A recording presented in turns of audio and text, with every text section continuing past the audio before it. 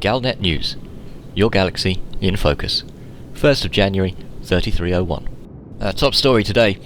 On the fringes of civilized space, the Dukes of Mikunn have caused a state of lockdown in the neighbouring HR 7327 system, which appears to be a response to the Dukes' imposed blockade initiated 2 days ago.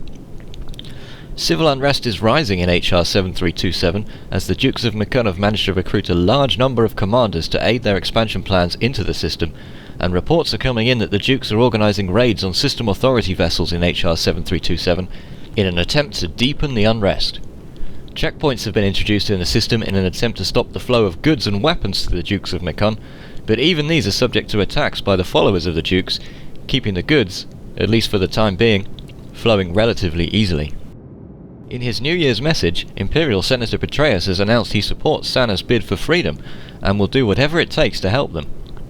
He said, "We will make this happen as we enter a glorious new year and an historic new century. Maybe Congressman Albertson will be Senator Albertson before long." Seeing the broadcast on Sanna, Marcus Albertson responded via social media, saying, "Senator Patreus is very generous. I will of course tender my resignation from Congress before speaking to the Honourable Senator about this, but freedom from tyranny is a great thing and something we will all look forward to." The exchange between Albertson and Patreus comes after Sanna appeared to bow out of the Federation earlier this week, citing excessive taxes hindering the system's inhabitants. This is a move unlikely to please Federal President Halsey today, who recently imposed the tax increase, and the potential threat of losing an entire star system to the Empire might well prompt a response from the upper echelons in the Federation. In a statement, Federal Shadow President Hudson announced his sympathy for Sanna, in which he said, "Our taxes are crippling those we most need to help. We waste it on bureaucracy and the lazy. We should be supporting and protecting hard-working states like Sanna. It is understood that the Federal battlecruiser will be deployed sometime in the new year to provide a venue for discussions and to help Sanna remain within the Federation." Imperial Senator Torval was secretly recorded last night at a private New Year's Eve party referring to Aisling Duval in terms not very becoming for a senator, and her speech was a little slurred. She said, "That vacuous bimbo will do anything to annoy her grandfather, especially if it is popular.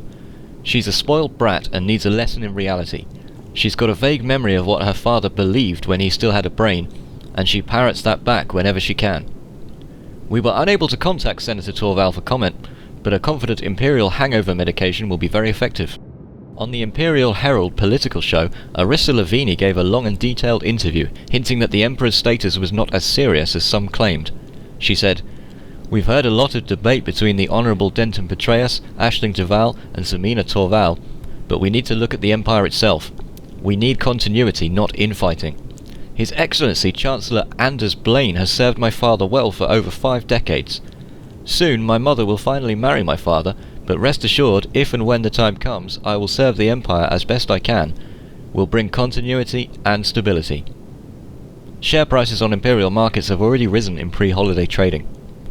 Lavigny, who it has emerged to the surprise of many is actually the Emperor's daughter, will be officially introduced to the Imperial line through the marriage of her mother, Florence Lavigny, to Emperor Hengist Duval, which is planned for later this month. More on the situation developing around the federal homeworld of Sol now. Since our last report, in which we highlighted the conflict in Barnard's Star, it has emerged that the nearby Wolf 359 system has been drawn into a state of civil war between the independent Blue Travel Commodities and the federal-aligned Union of Wolf 359 Labour.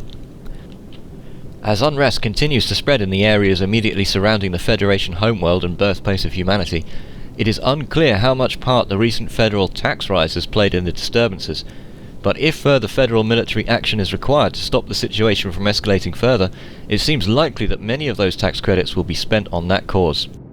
And that's the Galnet News for today. Tune in next time to keep your galaxy in focus.